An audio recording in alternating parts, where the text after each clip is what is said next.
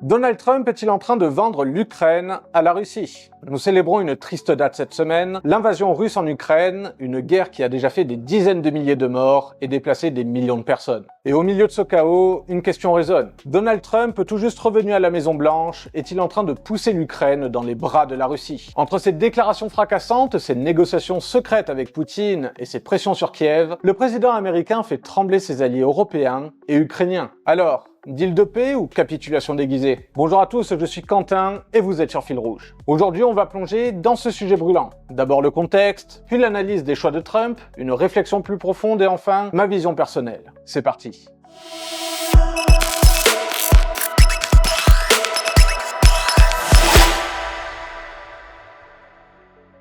Pour bien comprendre ce qui se joue, rappelons le contexte. Le 24 février 2022, la Russie envahit l'Ukraine, déclenchant une guerre qui dure maintenant depuis 3 ans. Aujourd'hui, Moscou contrôle environ 20% du territoire ukrainien, surtout à l'est et au sud, selon les dernières estimations de l'Institut de la guerre datées de février 2025. L'Ukraine, elle, tient bon grâce à l'aide massive de l'Occident, plus de 100 milliards de dollars investis d'assistance militaire et économique depuis 2022 d'après le Kiel Institute en janvier 2025. Mais le front stagne, les bombardements continuent et la population ukrainienne paie un prix terrible, 10 millions de déplacés selon l'ONU ce mois-ci. Sur le plan diplomatique, c'est le blocage. L'Ukraine exige un retrait total des troupes russes, tandis que Poutine veut garder ses conquêtes et bloquer l'entrée de Kiev dans l'OTAN. Pendant ce temps, l'Europe et les États-Unis, jusqu'ici alliés, commencent à diverger. Et c'est là que Trump entre en scène avec son retour à la présidence en janvier 2025. Sa vision, une paix rapide. Mais à quel prix? Passons à l'analyse. Trump n'a pas perdu de temps. Depuis février 2025, des émissaires américains ont rencontré des officiels russes à Riyad, sans l'Ukraine ni les Européens, selon un article du Washington Post du 10 février. Objectif affiché, arrêter la guerre,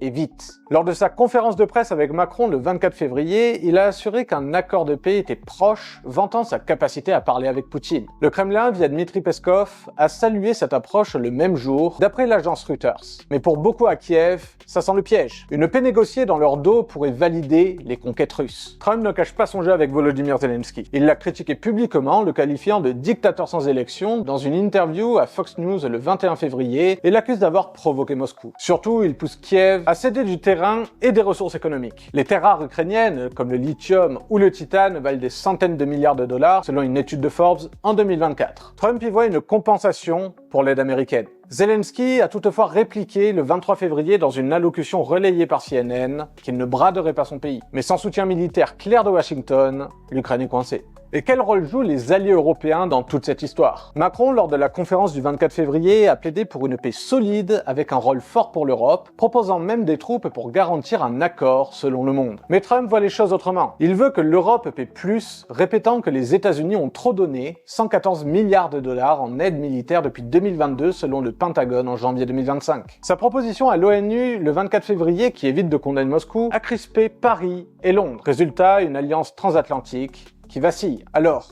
Trump offre-t-il l'Ukraine à la Russie? D'un côté, il cherche une victoire diplomatique rapide, un trophée pour son mandat. De l'autre, il risque de sacrifier les aspirations ukrainiennes et de renforcer Poutine. Mais certains diront qu'une paix, même imparfaite, vaut mieux qu'une guerre sans fin. Dites-nous ce que vous en pensez dans les commentaires. Et si on prenait un peu de hauteur? Cette situation pose une question fondamentale. Qu'est-ce qu'une paix juste? Depuis des siècles, les philosophes s'interrogent. Pour Kant, dans son essai Vers la paix perpétuelle en 1795, une paix durable exige la justice et le respect des nations. Mais pour Hobbes, au XVIIe siècle, la paix, c'est d'abord la fin du chaos, même sous un pouvoir imposé. Trump semble pencher pour Hobbes, arrêter les combats, peu importe les concessions. Macron et Zelensky, eux, revendiquent une vision plus kantienne, pas de paix, sans souveraineté. Mais au fond, qui décide du prix à payer? Les Ukrainiens qui perdent leurs terres et leurs proches, les Américains qui veulent tourner la page, ou les Européens pris entre solidarité et pragmatisme. Et nous, spectateurs lointains, qu'est-ce qu'on accepterait de sacrifier pour la paix dans notre propre vie? C'est une question qui dépasse les frontières et qui nous ramène à notre propre rapport au pouvoir et à la liberté. Pour résumer, 3 ans de guerre, un Trump qui négocie avec Poutine, met l'Ukraine dos au mur et bouscule l'Europe.